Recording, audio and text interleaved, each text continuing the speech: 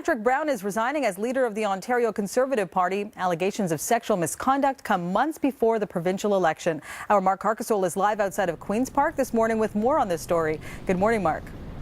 Good morning, Marianne. If you're the type of person who goes to bed early and wakes up around this time, then you're just waking up to some news that has completely changed the landscape of the political election that we have in less than 5 months from now. As you mentioned, Patrick Brown is out as leader of the Progressive Conservative Party, and this comes on allegations from two women over the course of the last 10 years. One of the allegations from about 10 years ago, one of them from about 5 years ago, both of them from women who were teens at the time. One allegation coming from a woman who was a high schooler at the time. She says that she was propositioned by Patrick Brown. Another woman who worked for Brown when he was an MP in Barrie says that he sexually assaulted her, making an unwanted advance, kissing her while they sat on a bed.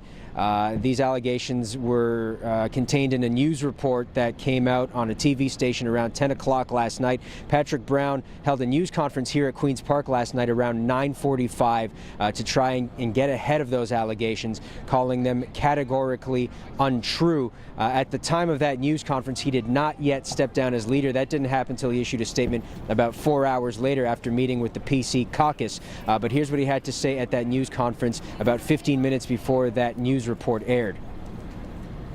I've got two younger sisters who are my best friends. I've grown up in a family that has taught me good values. My values and beliefs are those that we need to move forward to eradicate sexual violence and harassment across the province, across the country, everywhere. Premier Kathleen Wynne issuing a brief statement after that news conference last night saying, quote, "It's a difficult and brave thing to do to come forward in the way these young women have done tonight.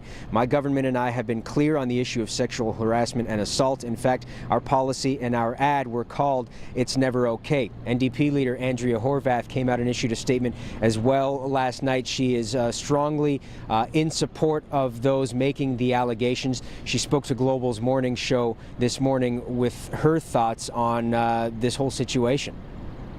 As we've seen a lot in these recent months, women are saying enough is enough, and they're not going to stay silent when they have had these kinds of activities perpetrated against them, especially where it's people who are high-profile folks that think that they can get away with these things. Now, these at this point are just allegations. Nothing has been proven in court, and Andrea Horwath actually echoed that sentiment on Global News Morning Show. However, she did say that Patrick Brown stepping down as leader of the Progressive Conservative Party is not enough, and that if he was an NDP MPP, she would actually make him step down from his position entirely. We'll have more on this story throughout the day. Marianne, back to you. All right, Mark, thanks so much for joining us live outside of Queen's Park. And for more on this, Global News anchor and Queen's Park Bureau Chief Alan Carter joins us now live in studio. Good morning, Alan. Good morning. Let's move this forward. He says he's going to be back at work tomorrow as usual, but in the role as MPP, why not just resign from that post? Well, I mean, what he said at that press conference when he said he'd be back at work the next day, that was prior to his resignation as leader. It became clear moments after he left there with the mass resignation of his campaign team and his inner circle that he simply could not continue. And then subsequent to that, we had statements from the deputy leaders of the party saying that Mr. Brown simply cannot lead this party into an election facing these kinds of allegations. So back at work the next day is something that just simply was never going to happen. And as you saw over the wee hours of the morning, Mr. Brown did indeed resign as leader, not as MPP. From that position, he can still defend himself. He's not in a leadership role. But the challenge now for the Progressive Conservative Party, and I can tell you right now there are conversations happening between the inner circle, is how do they go forward? How do they pick another leader now with such a short runway until an election on June 7th? Any names you think could be thrown into the mix there? Well, there are a number of names that you're hearing being bandied about. Christine Elliott finished second to Mr. Brown in the last campaign. She has left politics and is now the patient ombudsman for Ontario.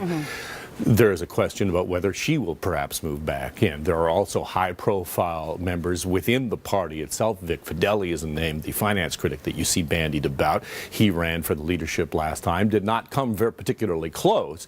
I think what the Conservatives are going to look to do here is they're going to try and have a very, very fast leadership campaign and open this up, because they have an opportunity here to just clear the air, put somebody else in, perhaps not somebody from inside the party, brand it completely differently, and then go into the election with a new face and a new look and hope that that puts all of this behind them. All right, Alan Carter, thanks so much for your insight this morning.